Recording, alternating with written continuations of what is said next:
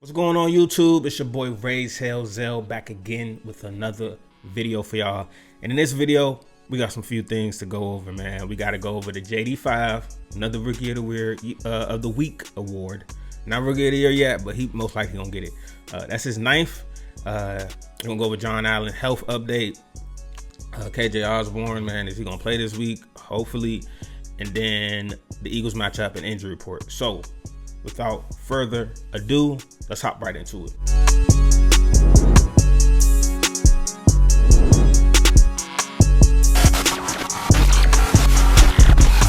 First things first, let's get into this Jaden Daniels Rookie of the Week. It's his ninth, and that ties the record for most overall.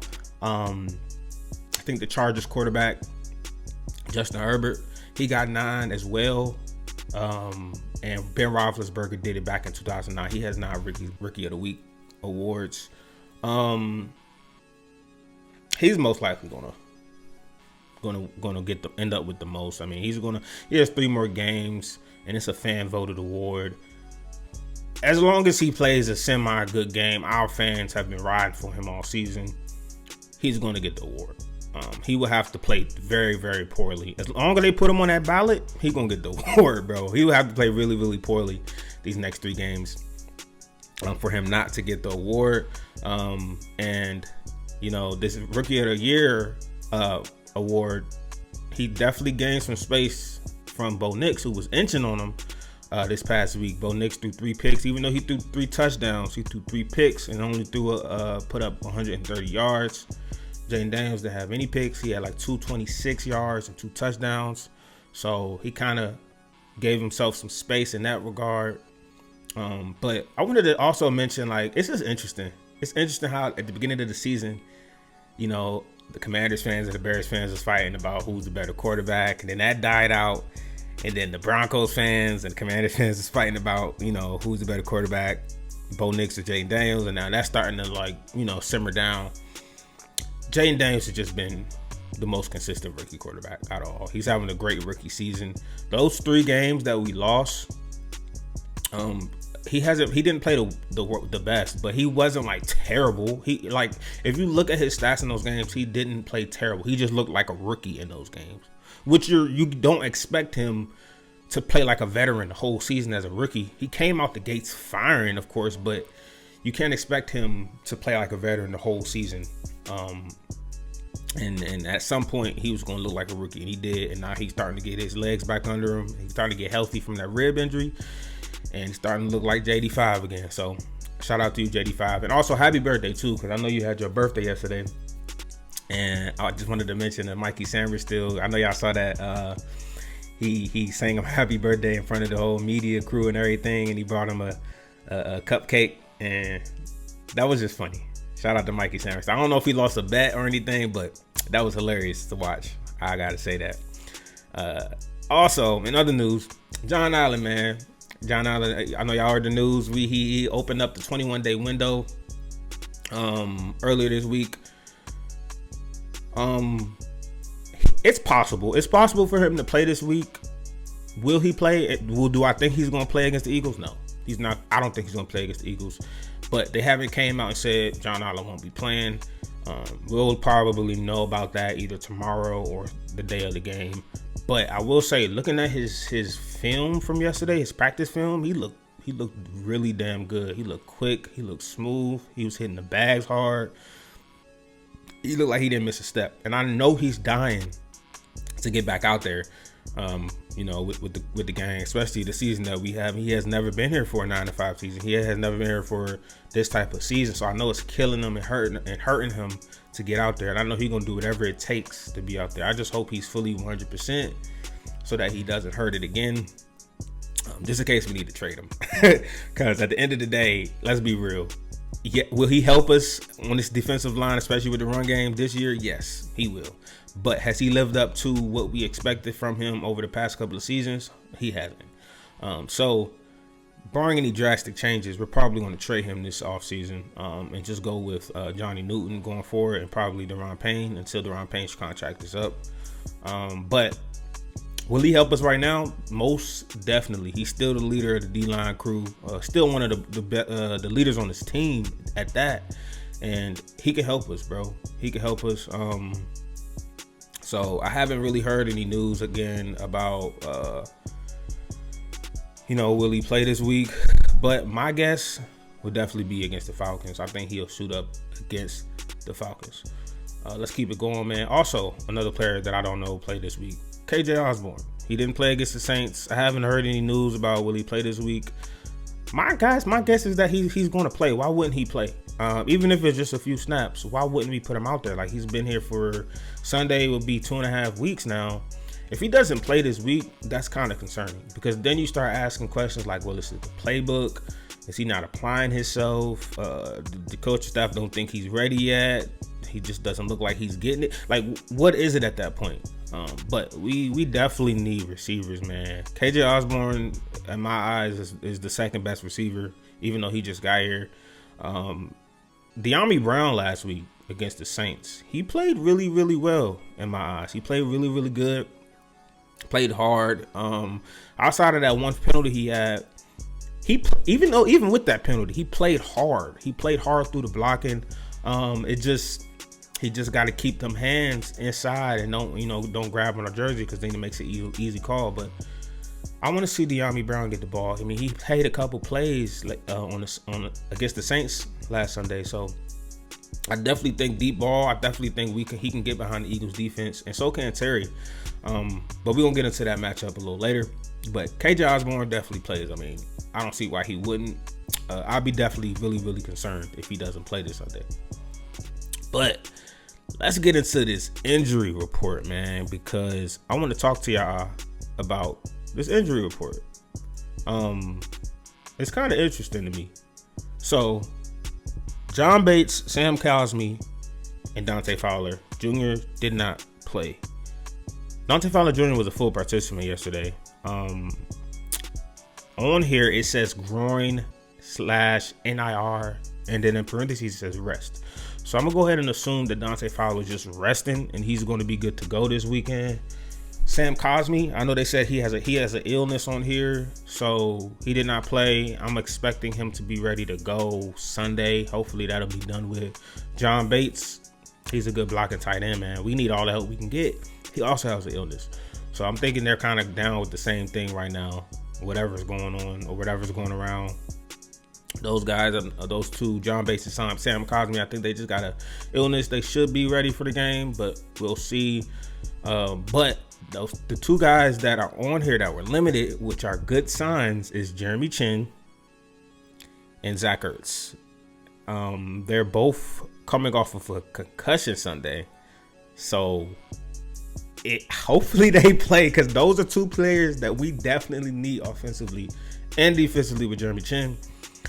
This Sunday against the Eagles, bro, like, Zach Ertz is a security blanket for JD5, and that catch he had on Sunday, oh my goodness, that catch was crazy catch. That one-hand catch. It's just sad that he went down kind of weird and got that concussion, but dog, that catch was wild. And then Jeremy Chin, man, he played really well against the Eagles last time we played him. He was making plays all over the field. So if he can't go, that'll be a definitely big blow to our defense. But hopefully they can get through these concussions, because Jeremy Chin was limited yesterday and he was limited today. Two limiteds. I guess we got to see what he does on Friday and Sunday. But I'm going to be optimistic, man. I'm going to be optimistic. I'm going to say Jeremy Chin and Zach Ertz play. I'm going to speak it into existence, because I think we need them guys, man. I think we need them guys. Michael Dieter was limited to practice today. He didn't play his best game, because whatchamacallit was coming off injury. I think Tyler Biadasz is our center. I think that's his name. Yeah, Tyler Biadasz is our center, and he was coming off an illness. Thinking it's the same illness that Sam Cosmi and Bates has. But he's not on the injury report anymore. So that's a good sign. Luke McCaffrey is limited. He was limited yesterday and today with a shoulder. But if they're going to activate, if they're going to bring KJ Osborn on here, that'll make it 6 receivers. So 6 receivers is kind of a lot on game day. I mean, I'm trying to think, would they drop somebody? If they had to drop between KJ Osborn, Luke McCaffrey, Scary Terry, De'Ami Brown, Jamison Crowder, and Zacchaeus, that's 6. Out of those 6, I think they'll drop him Luke McCaffrey. And he's down with an injury on here. I think he will be a healthy scratch this Sunday. Because Jamison Crowder had a good game, man. He had a really good game. He looked like a natural. He looked real comfortable. He was getting yards on the punt return. And Luke McCaffrey did good on kick return, but I feel like we could put Zacchaeus back there on kick return. Yeah, so Jamison Crowder had a good game. Zacchaeus is more involved in our offensive scheme than Luke McCaffrey. Everybody's more, all our wide receivers are much more involved in the offensive scheme than Luke McCaffrey. And I don't know why that is, because every time I look at Luke McCaffrey, he's open. So I don't know if it's a trust thing. I just don't know. I gave up probably after that Ravens game that he would have a breakout game this season, because it was just so many weeks upon weeks where he'll be open, he'll be on the field, but we just didn't get him the ball. So I kind of gave up on that. Like, hopefully, it's at some point, hopefully he play this week and he get a few catches. But the reality of it probably won't, just because of the way the season has gone. So will we bring 6 wide receivers? I doubt it. I doubt we bring 6 wide receivers. I think either Luke. Yeah, they're not leaving Zacchaeus. They're playing Zacchaeus. It's just going to be Luke. And they're going to keep Jamison Crowder back there for punts. And we're going to have to play KJ Osborn. So yeah. Sorry, Luke, but if we don't bring 6, you probably the odd man out. Zane Gonzalez, kicker. He didn't practice yesterday, man. But he was a full participant today, so that's good. Deron Payne, he was limited with his back issue. Cleveland Farrell, he's always on here, man. He was limited with his knee. Jonathan Allen was limited with the pec. Man, I really want him to play this Sunday, but he probably won't. But that's everybody, man. That's the whole list. The Eagles, everybody limited on here in full. Did not play today. AJ Brown didn't practice yesterday. He was on rest. But he was limited today. Sidney Brown was limited today. Landon Dickerson was limited. Bryce Huff was limited. Britton Covey, Jalen Hurts, Devontae Smith was all full participants this Thursday. So I'm going to go ahead and say that all those guys will probably play. But their injury list is really, really short. So that's that with the injury report. Let's hop into this Eagles matchup, man, because I want to talk about this Eagles matchup. We need this game. Well, actually, we want this game. Let me put it like that. We don't really need this game. Out of the 3 games that we have left, Eagles, Falcons, Cowboys, the Falcons is the most important, because those are the ones that's fighting for that last 7 seed. We really just need to beat the Falcons. We could lose the other 2, but if we beat the Falcons, it's over with. But I want this game. If we had to lose a game, I lose a game to the Cowboys. I don't even care. I don't even care about getting swept by the Cowboys this year, because they're not going nowhere. But if we could beat the Eagles and then beat the Falcons and then lose to the Cowboys, this win will do so much to our team going into the playoffs, because it's a good chance we're going to face the Eagles in the playoffs first round. And if we get this win this Sunday, that'll do so much to our psyche. And like, okay, we could beat these guys. We can go toe-to-toe with these guys one more time for the 3rd time. Like, that'll do so much for us mentally, especially for our rookie quarterback in his first playoff game. So if we can get this win against the Eagles, I think it'll do wonders for us. We might be looking at, beating them in the playoffs possibly. So, but like I said, the more important game is the Falcons. But I know we all want this game. I know we all want this win against the Eagles. I do too. But man, look, the weather might be a slight factor. This is probably going to be the coldest game that Jaden Daniels has played in his NFL career, probably in his football career, being that he's a California guy and he went to college in Arizona and Louisiana, 2 really hot places. So it's probably going to be the coldest game of his career. So that's going to be interesting to see. But it was a pretty cold game against the Titans, and he played really, really well. He had 4 touchdowns, so I don't think that's going to be too much of a problem. But it could be. Who knows? But we're going to see. One thing that's going to be interesting to watch for is if Lattimore will follow around AJ Brown, and will Sanders still follow Devontae Smith. That's going to be interesting to see. Will they do that or not? My guess would be that no. I think Lattimore will stay on his side, and I think Mikey Sanders still will stay on his side. Devontae Smith is fast, man. I know Mikey Sanders still is really, really good, but Devontae Smith's speed, if he did have to follow Devontae Smith around, that would be my only concern. Everything else, I think Mikey Sanders still would be fine with, but his speed would be my only concern. And I'm good with AJ Brown on Lattimore, or Lattimore AJ Brown. I'm good with that matchup, but I think they'll just stay to their respective sides, and then they'll match up against who's on that side, pretty much, in my opinion. And I think that's the right choice. I don't think we need to be following them around. In my mind, I think the best option is just keep them on their sides. I think Mikey Sanders still played well against AJ Brown last time he matched up, so I don't think you need to keep him away from AJ Brown or anything like that. And I think Lattimore can match up with anybody in the league, and he'll hold his own. So that's that. But man, overall, what we need to do first and foremost, of course, is limit Saquon Barkley. That's the first overall objective. It's just to limit him to at least under 100 yards, man. At least. I know they played the Steelers, and that's what the Steelers did. I think Saquon only had 60 yards, but AJ Brown went off in the air. Look, if you're going to beat them, that's how you got to beat them, man. You got to let them sling it around. I was listening to the JTFB podcast. Shout out to him and Rio Robinson earlier today, and he had mentioned that the way to beat the Eagles is you got to do what they're trying to do, and that made so much sense. You got to control the clock. You got to have these long drives. You got to keep their offense off the field. If you do that and you play with a lead somehow, and you have these long drawn-off drives, and you keep the offense off the field, as it gets into the late in the second quarter, third quarter, fourth quarter, they're going to have to put the ball in the air. They're going to feel like they have to throw it. They're probably not, because they're not playing with a lead at that point. And hopefully Jalen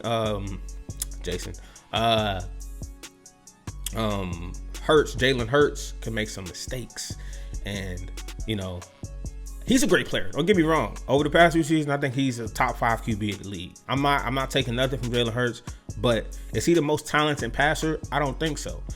Can he make every pass? I think he can, but at some point, they're good on everything on offense. They have a great line. They have a great running back. They have a great quarterback. They have a great receiving core. They have a great everything on offense. The lesser of all of that is making Jalen Hurts throw the ball when they absolutely have to throw the ball and down the field. Not just dunking dunks underneath. Make him throw the ball down the field. Can he do it? Yes. But if you're going to beat this team, you have to pick and choose your poison. And that's the poison I think we need to choose at this point. So, with that being said, that's what we got to make them do. First objective, stop Saquon.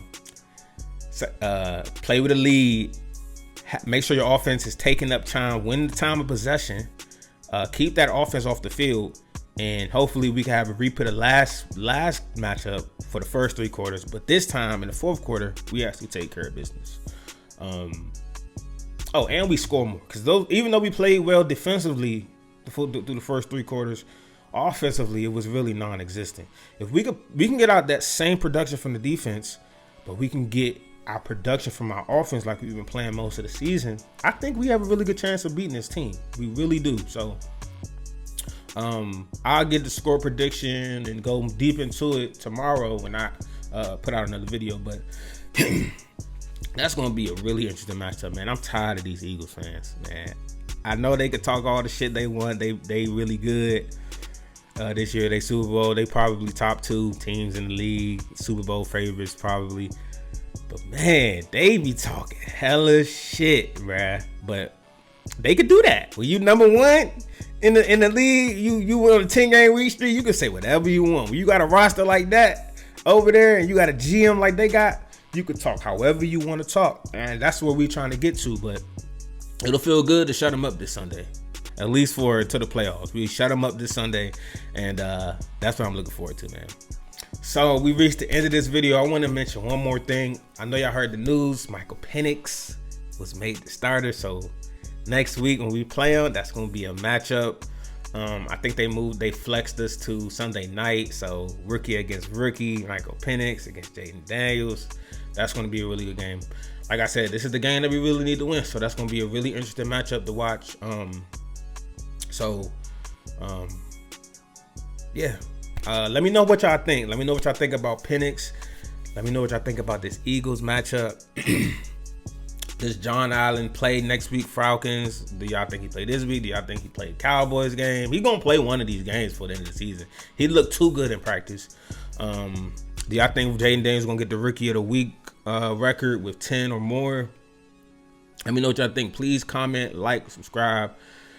It helps push my page out there to everybody else, and I appreciate everybody that this video comes across. Y'all mean a lot to me. So y'all enjoy the rest of y'all night. Peace out.